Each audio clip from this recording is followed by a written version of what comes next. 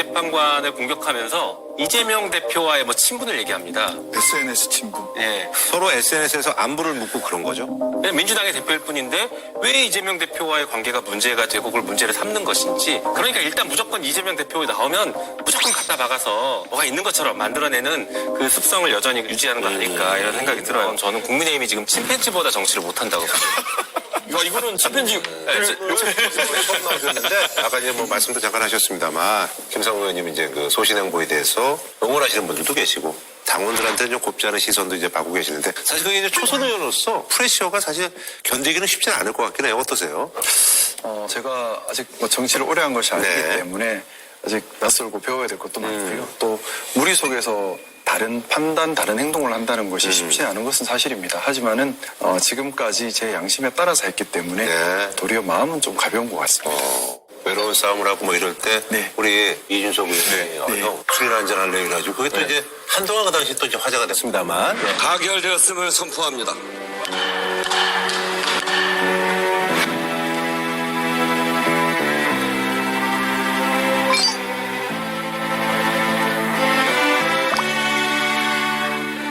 근데 실제로 그날 술은 안 드신 거죠? 오늘은 아닌 것 같아 그랬어요.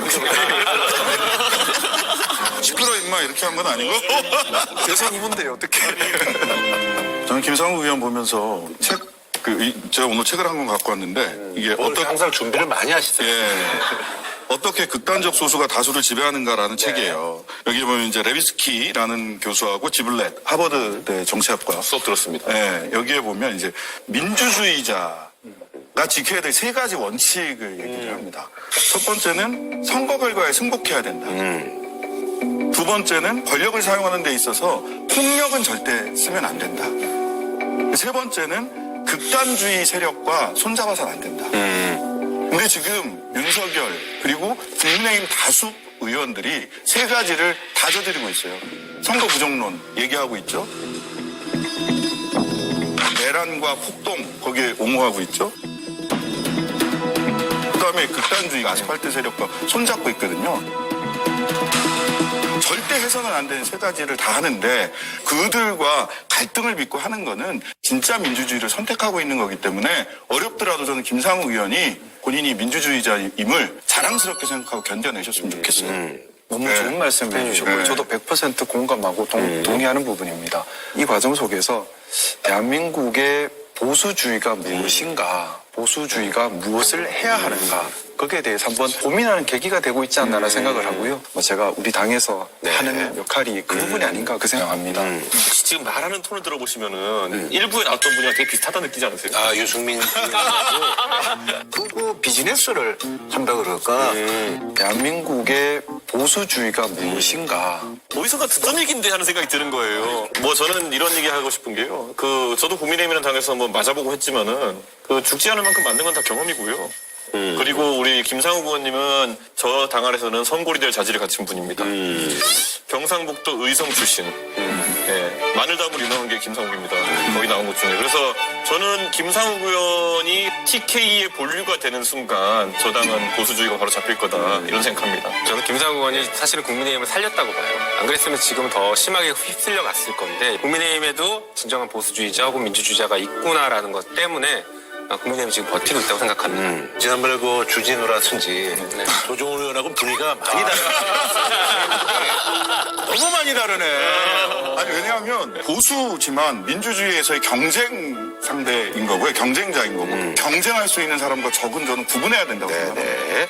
자, 뭐 또 이렇게 또 화기애애한 분위기지만 나중에 또 각 당의 또 어떤 얘기들이라든지 의견들이 있을 때 날카롭게 또 이제 대립을 저희가 이제 기대를 하면서 서로 이제 뭐 윤석열 대통령에 대한 일반적견이 가능해지면서 이제 요용산 참모들 그래서 이제 접견을 마쳤고요.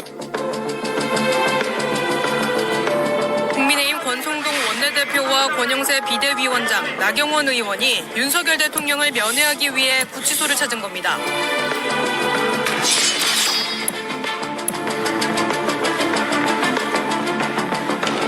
국민의힘 쪽에서는 뭐 인간적인 도리다라고 얘기하고 있는데 그런데 국민에 대한 도리부터 좀 먼저 했으면 좋겠다라는 생각이 들어요.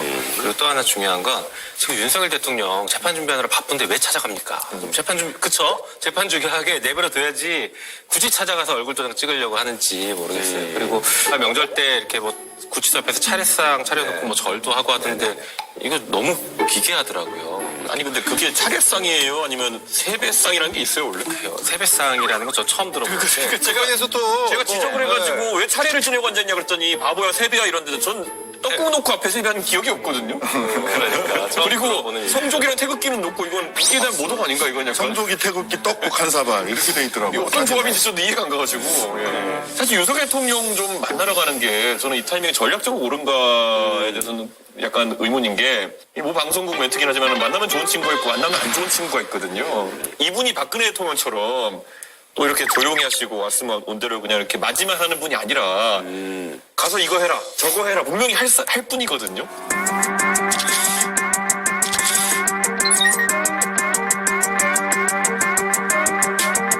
저는 지금 이렇게 자꾸 지도부에 있는 제 표현으로는 아저씨들이 자꾸 이런 행동을 하니까 국민의힘의 젊은 사람들 중에서 이탈 행보들이 보이고 있어요. 이준석 의원님께서 우리 당 이탈이 많다고 하시는데 국민의힘에 저도 있습니다. 이탈하지 마시고 남아서 우리 국민의힘에 아니 탈당은 안 하셨어요 그분들도. 더 잘 할 수 있도록 힘을 모아주시기를 부탁드리고 싶고요. 그런데 이런 그 쌍권총 브라더스 여기는 계속 이제 이런 오른쪽으로 가는 쌍권총 브라더스가 권성동, 권영세 그렇게 이제 쌍권. 그러니까 여기는 계속 이렇게 오른쪽으로 가는 행보에다가 탄핵이 목전에 다가왔는데 대통령 붙드는 행보를 보인다? 그러면 이제 뭐 당 지도부로서 가는 게 아니라 개인적으로 가는 거라고 하긴 합니다만. 그게 그런 분들을 어떻게 이 책에서 얘기를 하냐면 가짜 민주주의자라고 얘기를 해요.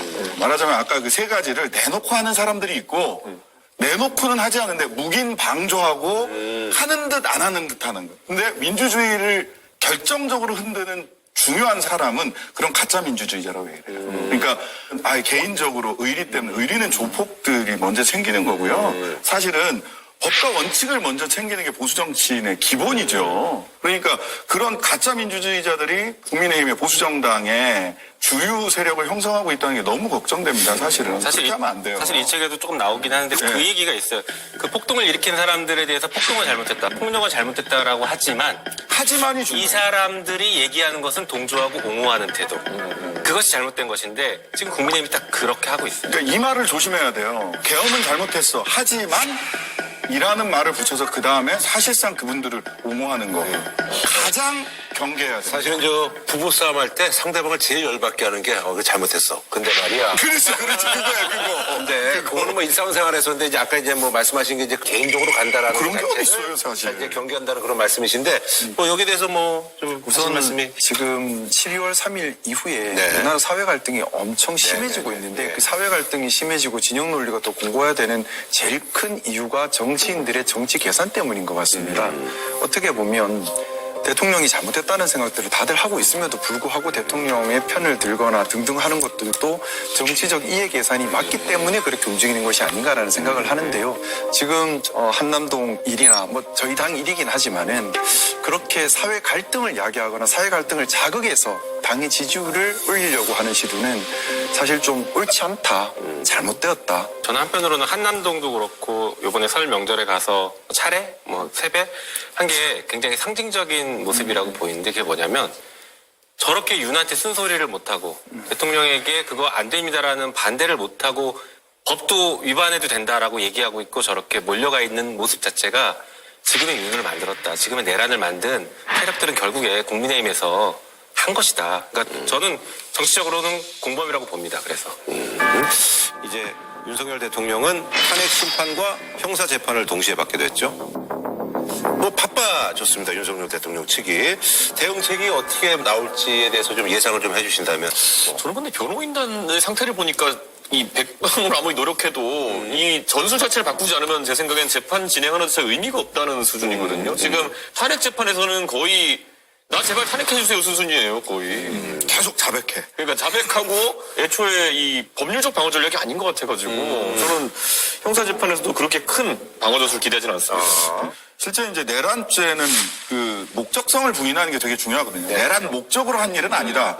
계몽용이다. 네네. 경고를 주려고 한 거다. 이런 얘기는 전부 다 목적성 부인하려고 하는 얘기라서 지금 탄핵 심판정에서 나오는 진술이 형사재판정까지 비슷하게 나간다면 형사재판에서도 목적성을 부인하기 위해서 그리고 책임을 야 김용현이 한 거지 누가 한 거지 하고 계속 아래로 넘기는 식의 거기는 이제 그 중개가 안 된단 말이에요.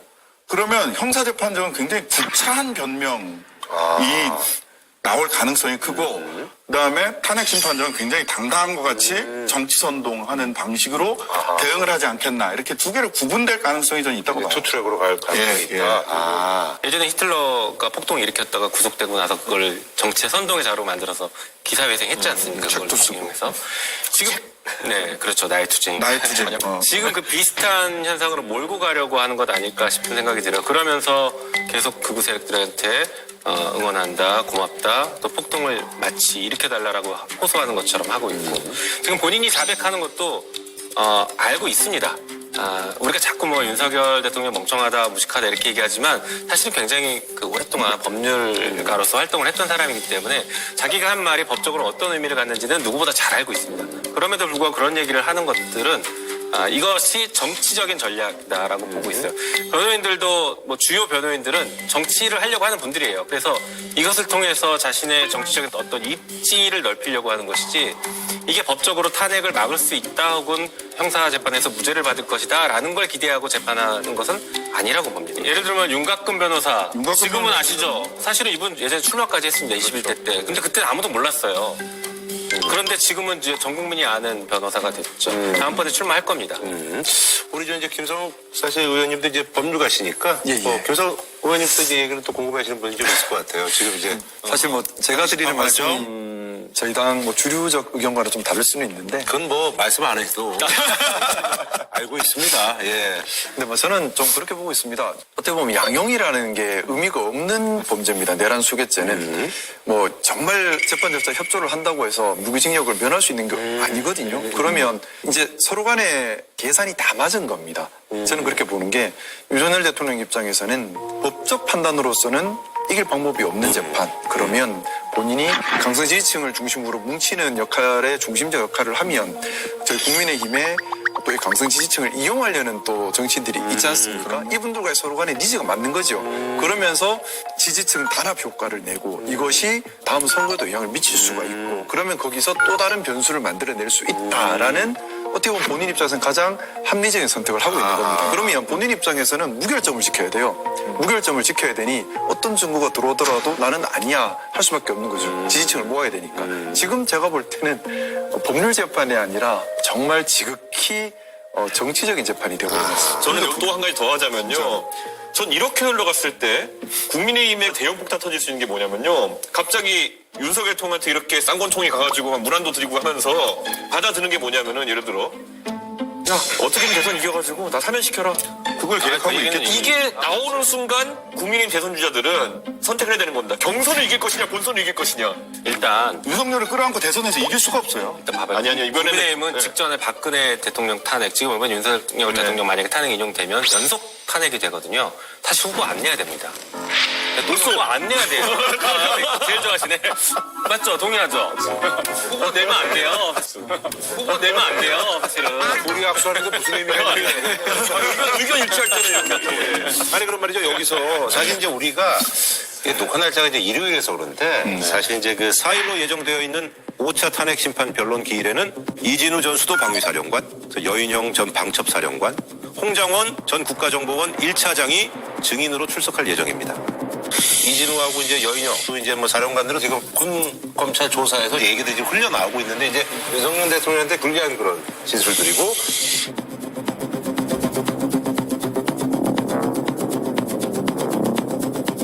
홍장원 전 국정원 1차장도 사실 이제 국회에 이제 증언할 때 윤석열 대통령이 시켰다. 강한 어투라서 말씀드리기가 좀 어렵습니다만 이번에 다 잡아들여서 싹 다 정리해라 라고 말씀하셨습니다. 뭐 이런 얘기를 했단 싹다 말이에요. 정리. 예.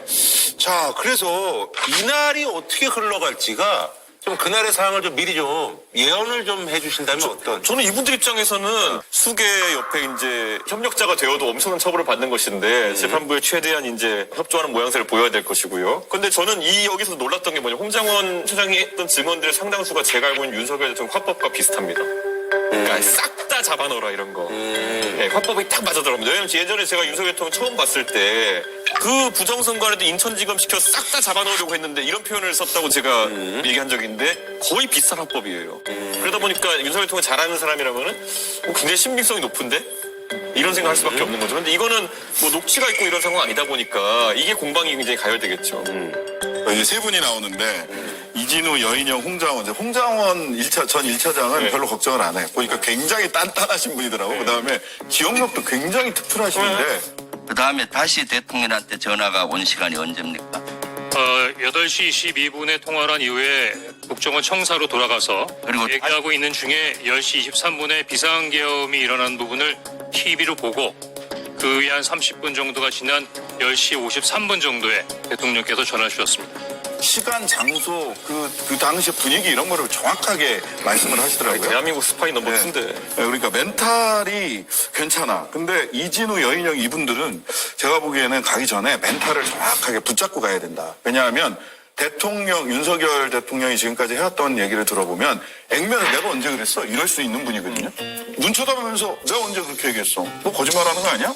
자기가 한 말을 그냥 앞에서 부인할 수 있는 분이세요. 근데 그러면 사람이 당황을 합니다. 당황해가지고 내가 잘못 생각했나? 라고 멘탈이 흔들릴 수 있어요. 기억과 멘탈이. 그래서 꼭 자기가 무슨 말 했는지 한번 읽어보시고 반드시 멘탈을 잘 잡고 가셔야 됩니다. 정의는 계엄 당시 대통령 국방부 장관으로부터 누군가를 체포하라는 지시를 받은 사실이 있습니까? 없고 그다음에 그것은 더 이상 답변드리지 않겠습니다. 예, 알겠습니다. 형사재판에 관한 사항이라 제가 진술을 자세히 할 수 없습니다. 굉장히 중요한 사안이라 이 자리에서 말씀 못 드리는 것을 좀 양해해 주십시오. 싹 다 잡아들여를 어떤 의미로 이해하셨습니까? 말뜻 그대로 이해했습니다. 그럼 우리 변호인께서는 그 10명, 10여 명의 명단을 제가 지원했다고 생각하시는 겁니까? 저는 검거 지원을 요청했다라고 그럼 검거 지원 요청이라고 안 쓰고 검거 요청이라고 썼어요. 이 말은 다르잖아요. 검거를 요청한다는 건 국정원에서 검거를 진짜 한다는 얘기고 제가 이제 공문서를 작성한 게 아니지 않습니까? 간단한 메모지 않습니까? 메모를 왜 작성해놨어요? 제가 나름대로 그 상황을 기억하기 위해서 메모해 놓은 거죠. 그럼 정확하게 기재를 해야죠. 예, 정확하게 기재 못해서 죄송합니다. 네, 이상입니다. 간첩들 싹 다 잡아들이라 라고 말했다는데 증인의 말과 다른데 어떤가요? 대통령이 누구한테 하신 말씀이십니까? 증인에게요. 저한테요? 네.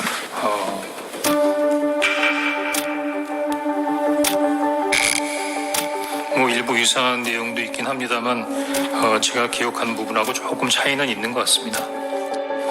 이번 그 사건을 보면은 실제 아무런 일도 일어나지 않았는데 뭐 지시를 했니, 지시를 받았니, 뭐 이런 얘기들이 마치 어떤 호수 위에 떠 있는 그 달그림자 같은 거를 쫓아가는 그런 느낌을 좀 많이 받았고요. 아무 일도 일어나지 않았다라고 말씀을 하시는데 아무 일도 일어나지 않았으면 오늘의 헌법재판소의 이 심판, 이 법정이 없었을 것입니다. 제가 굳이 왜 거짓말하죠? 일본 기회를 통해서 그냥 사실을 얘기하는 것이 이렇게 힘든 거구나라는 부분을 느끼게 됩니다.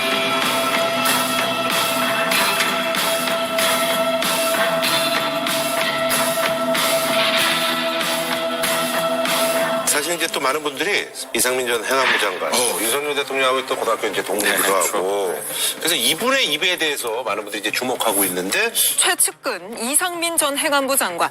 국회에선 계엄은 고도의 통치 행위라고 목소리를 높여놓고는 지금 생각해보니 사법 판단 영역에 해당할 수도 있겠다며 당시 고도의 통치 행위라고 생각하지 않았다고 말을 바꿨습니다. 국민들이 납득할 수 없어서 국무위원 전원이 반대하고 있다 이렇게 해서 약간 대통령에 반하는 그런 진술을 했는데 이거에 대해서는 어떻게 생각하시는지 좀 궁금해요. 저는 뭐 본인이 정상인이다라고 얘기한 거 정도인데 이거를 우리가 너무 크게 받아들이는 거는 지금까지 그 주변에 지금 비정상이 너무 많았기 때문이고 당연히 말렸어야 되는 거고 다행입니다. 그러니까 윤석열이라는 사람이 어떤 사람인지 이제 드디어 국민들이 자세히 아는 거예요. 저 당대표 하던 시절에 오죽하면 당대표가 드러눕지 않고서야 저 사람의 뜻을 꺾을 수가 없었겠느냐. 근데 이게 국무회의도 이런 식으로 진행됐다는 거죠. 비극적인 겁니다. 그 이상민 장관이 고도의 통치 행위로 볼 수 없다라고 얘기한 그 부분을 조금 주목하고 싶습니다. 왜냐하면 지금 뭐 탄핵에 반대하시는 분들께서 주로 말씀하시는 부분이 고도의 통치 행위에 해당한다라는 취지 주장을 믿고 있는데 이상민 장관은 그걸 정면으로 부인을 한 겁니다. 12월 3일 있었던 일은 내용을 보면 정치적 반대 세력을 물리력, 군사력을 동원해서 척결하는 일입니다. 따라서 반민주적, 반보수적, 반헌법적인 일입니다. 그렇기 때문에 어떠한 명분으로도 고도의 통치 행위로 넣을 수 없다라는 것이 당연한 귀결인데 윤석열 대통령에 가장 가까워 있었던 이상민 장관 스스로도 고도의 통치 행위가 아니다라고 인정을 했다는 것, 이것을 우리 탄핵 반대하시는 분들 또는 강성 지지층 분들께서도 한 번쯤 고려해 보주셨으면 좋겠다는 생각. 이상민 장관 그 전 장관 각자 도생의 길로 이제 접어든 건데 형법상으로 보자면 공범이 될 거냐 아니면 주요 임무 종사자가 될 거냐 부하 수행자가 될 거냐 이게 엄청나게 양형 차이가 크거든요. 저는 이상민 전 장관이 최소한 공범을 벗어나야 되겠다. 또 주요 임무 종사자에서도 벗어나야 되겠다. 부하 수행자로 가야 되겠다고 작정을 한 거예요. 그냥 그게 맞춰서 지금 진술이 조정되고 있는 것 뿐이다. 드라이하게. 그런데 오늘 국회 국정조사에서 이렇게 증인 선서를 거부하고 아무리 질문을 해도 증언하지 않겠다는 말만 되풀이한 사람이 한 사람 있었습니다. 국회에서의 증언은 자기가 겪은 제한적인 상황 그리고 한정된 기억에 의존해서 진술하는 것인데 이런 흩어진 조각을 국민들에게 그대로 알릴 경우에 국민들께서 더 혼란을 겪으실 거라고 생각을 합니다.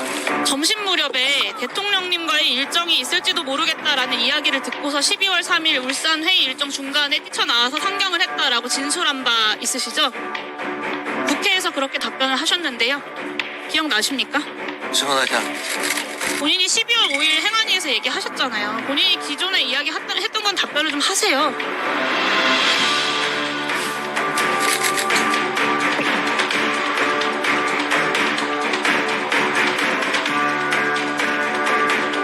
계속해서 지금 검찰에서도 수사 제대로 안 되는 게 뭐냐면 12월 4일 삼청동 안가 모임입니다. 여기에 이상민 말고는 전부 다 검찰 출신들 박성재, 그다음에 이완규, 김주현 민정수석 이렇게 네 분이 모였단 말이에요.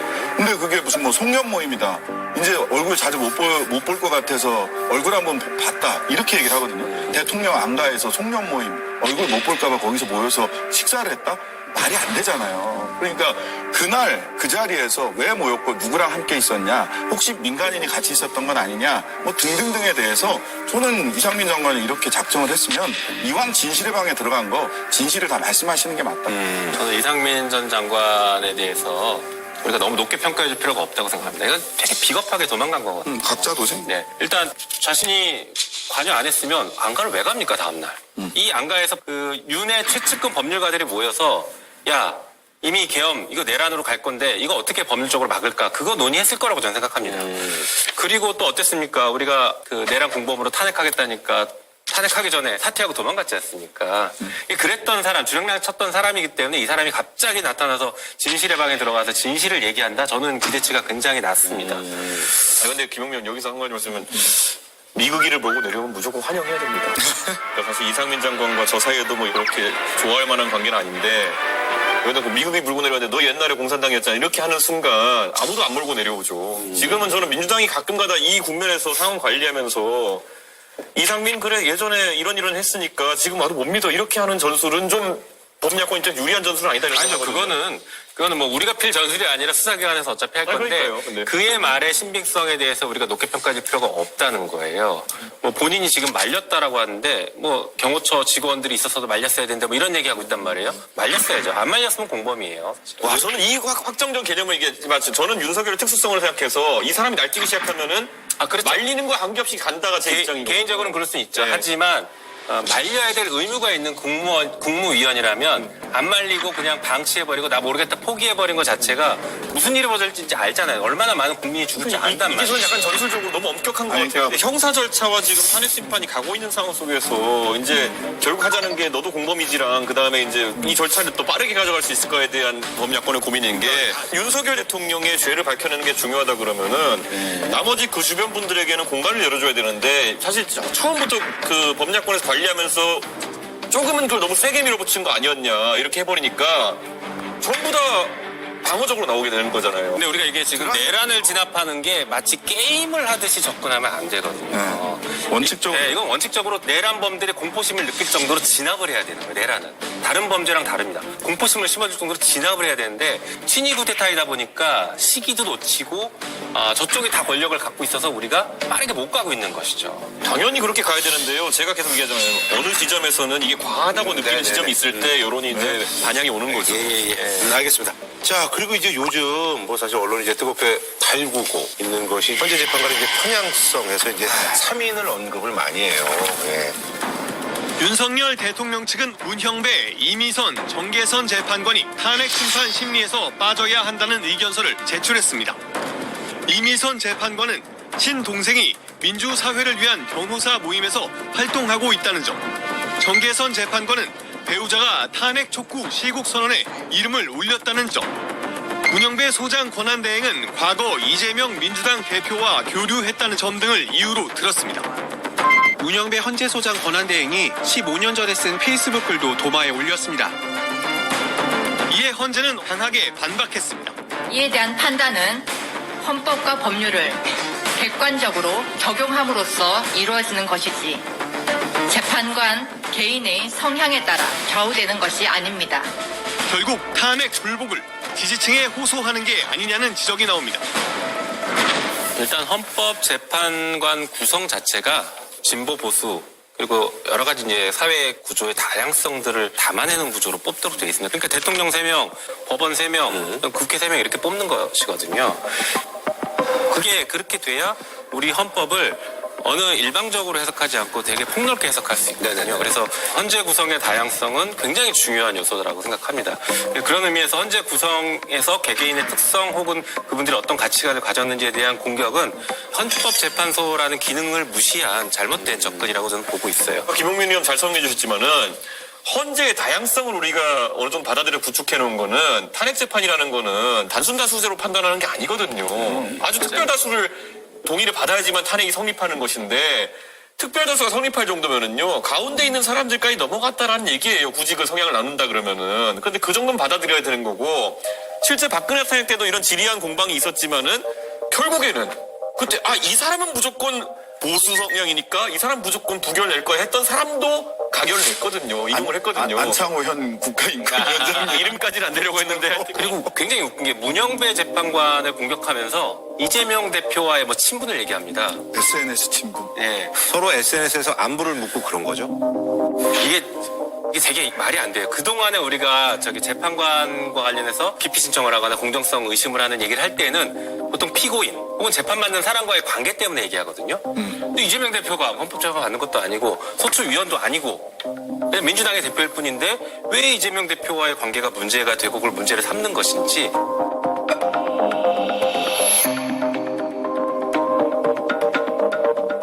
그러니까 일단 무조건 이재명 대표 나오면 무조건 갖다 박아서 뭐가 있는 것처럼 만들어내는 그 습성을 여전히 유지하는 거 아닐까 이런 생각이 들어요. 그리고 뭐 가족들이 윤석열 탄핵에 찬성했다 뭐 이런 얘기들 하고 있는데 대다수의 국민들이 찬성하고 있습니다. 가족들만 찬성하지 않아요. 여기 계신 분들 다 찬성하고 대다수가 찬성합니다. 오히려 윤석열 대통령 본인이 직접 골라서 임명한 재판관도 있어요. 거기에 대해서는 침묵하고서 이렇게 얘기한다는 건 잘못이다 이렇게 보고 있어요. 그러니까 저는 지금 무의미한 정치적 투쟁을 하고 있는 거다. 그래서 윤석열 대통령 계속 입버릇처럼 얘기하는 게 뭐냐면 정권 재창출해야 된다. 정권 재창출을 위해 내가 이런 시간 끌기도 하고 법리 싸움도 하고 하는 거다 하지만은 실제 나름 받아놓은 거고요. 제가 봤을 때. 길이 얼마 안 남았으니까. 나름 받아놓은 거고 그때까지 선거 준비 못하게 방해 공작하고 있는 거예요, 지금. 저는 윤석열 대통령이 기대하는 바와 실제 나타나는 효과는 완전 다르다. 여기서 저는 윤석열 측 변호인에서 그렇게 얘기하는 거는 뭐 그럴 수도 있겠다 싶은데 저는 사실은 제일 답답하고 이거 큰일 났다라고 싶은 건 사실 지금 마은혁 재판관 임명하지 않은 것에 대해서 최상목 권한대행이 헌재를 대하는 태도예요. 최상목 대행 측 뭐냐면 법무부에 법률적으로 이게 타당한 헌재 결정인지 물어보겠다. 말도 안 되는 얘기거든요. 헌재 결정은 헌재 재판소 법이나 이런 걸 봤을 때 모든 국가기관과 지방자치단체를 기속해요. 그냥 따라야 돼요. 헌재 관계자는 헌재의 결정에 따르지 않는 건 헌법 위반이자 법률 위반이라고 경고했습니다. 하지만 선고를 미루고 오는 10일 변론을 재개하기로 했습니다.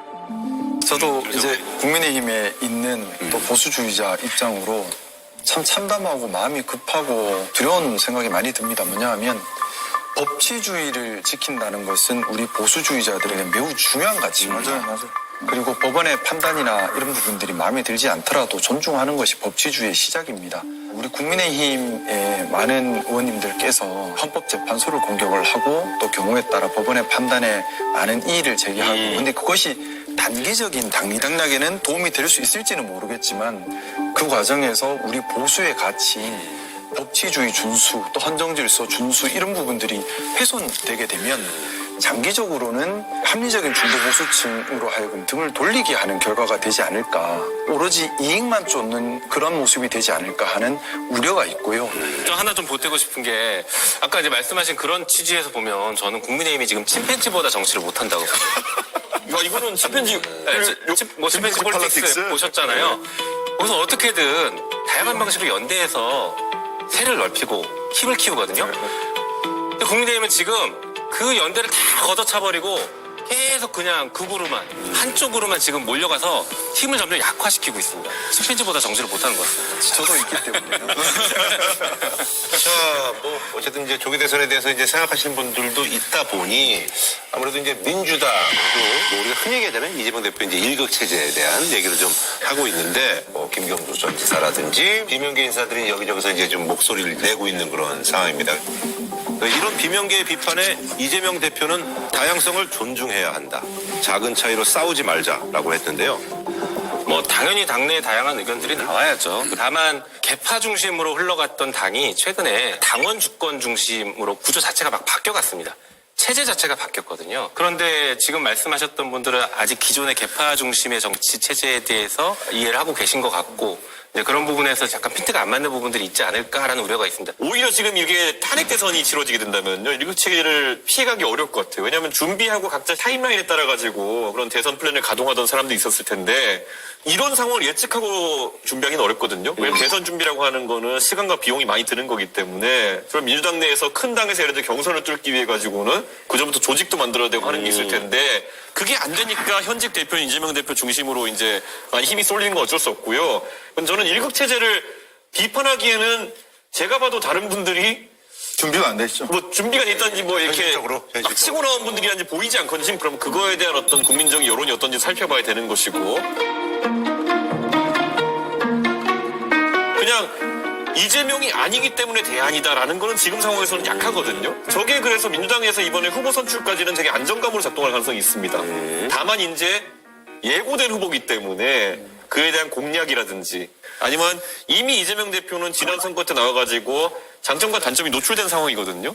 그러니까 그 부분을 얼마나 보완했을지에 대해 가지고는 그게 이제 관건이 되겠죠. 그런데 제가 여기서 항상 지적하고 싶은 게 굉장히 안정적으로 본선까지 진출했던 분들이 대선에서 그러면 성과가 좋느냐. 옛날에 뭐 이해창 전 대표라든지 뭐 이런 이해창 총재 같은 분들 보수에서는 그분에 범접할 사람이 없을 정도로 탄탄한 입지를 갖고 계셨지만은 두 번 연달아서 오히려 파격을 앞세운 노무현 대통령에게까지 지면서 이렇게 고배를 마시셨는데 저는 이재명 대표가 그걸 살피고 있을 거라 봐요. 네네네. 저는 뭐 이재명 대표에게 과제가 주어져 있죠. 포용과 연대라고 하는 과제가 주어져 있습니다. 내적으로는 포용, 바깥으로는 연대가 필요할 거고요. 근데 또 한편으로 보면 이게 있어요. 지난번에 은행장들 만나서 뭐 좀 잘해봅시다라고 얘기를 했더니 언론에서 비판을 합니다. 벌써 대통령 놀이하냐 그러죠. 근데 그다음에 뭔가 법이 자꾸 거두권에 걸려서 뭐가 안 돼. 그러면 아니 원내 제1당 당대표가 왜 그것도 해결 못하냐라고 그래요. 그러니까 뭘 일을 하면 대통령 무리한다라고 하고 그래서 좀 중심 잡고 가만히 있으면 왜 가만히 있느냐고 뭐라고 하거든. 네, 그래서 실은 이게 어떻게 돼야 되냐면 이럴 때는 당과 후보가 분리돼야 돼요. 그래서 후보는 중도 쪽을 더 타겟팅해서 뭐 회복과 성장 이런 얘기도 하고 당은 강하게 여당하고 싸우기도 하고 이렇게 해서 이제 전통적인 지지층을 지켜야 되고 연대의 폭도 넓혀야 되는데 이게 지금 그게 지금 안 돼 있는 거예요. 그렇다고 지금 딱 분리하기도 어렵고 그러니까 탄핵이 딱 끝나고 나면 당과 후보가 분리되면서 일정하게 역할 분담을 하게 되지 않을까 한 달? 저는 신장식 의원 말이 옳다고 보고 롤 분담하는 게 맞다 보는데 문제는 지금 이재명 대표가 두 개의 자아를 가진 사람처럼 분화해 나가고 있어요. 과거에 이재명 대표가 했던 정책적 스탠스에서 급전환을 하는데 그럴 수 있다 봐요. 그런데 그러면 보통 어떤 과정이 수반돼야 되냐면은 예전에 박근혜 대통령이 난 보수 쪽은 자신 있어. 그러니까 중도표를 얻겠어 해가지고 경제민주화 이렇게 들고 나오잖아요. 근데 긴 말을 정책적으로 한 게 아니라 김종인이라는 사람 보셨죠? 이 사람이 알아서 할 거예요. 이런 정도의 스탠스로 서서히 전환을 해가는 건데 지금 이재명 대표는 본인이 이제 이건 방향타를 잡고 이렇게 왔다 갔다 하려고 하니까 혼란스러운 거예요. 그러니까 오히려 이 말도 했고 저 말도 했으니까 어떤 말을 믿어야 되는 거지? 이게 국내외의 반응이 지금 있는 거거든요. 아니 그거는 조금 약간 오해가 있는 거고 아마 홍보 부족일 수도 있는데 민주주의랑 자유시장 경제 민생. 이 두 축으로 가는 겁니다. 그 두 축 안에서 실용적인 노선을 택하겠다. 이건 바뀐 적이 없어요. 우리 국민들께서 네. 이재명 대표에 대해서 의구심을 가지고 있는 부분이 무엇인지에 대해서 한번 좀 생각해 봤으면 하는 생각이 듭니다. 지금 뭐 공직선거법 항소심 이제 선고 곧 얼마 남지 않았는데 국민들께서는 만약에 가정이지만 1심 유죄, 2심 유죄가 나오는 분이 대통령이 된다는 것에 대한 거부감이 분명히 있을 텐데 거기에 대해서 예를 들어 내가 2심도 유죄 나오면 대통령 안 나가겠다라는 정도의 모습을 보인 적이 또 없지 않았나. 뭐 이런 부분들 때문에 국민들께서는 큰 지도자를 바라고 있는데 과연 큰 지도자인가? 물음표가 걸리는 거죠. 대통령의 품위와 그릇을 갖춘 사람인가? 라는 의구심을 많이들 가지고 계신 것 같습니다. 저는 서로 간에 다 건강한 경쟁을 했으면 좋겠습니다. 그래서 이재명 대표도 그런 모습이면 더 좋지 않을까라는 건 좀 생각해 봤으면 하는 생각이 듭니다.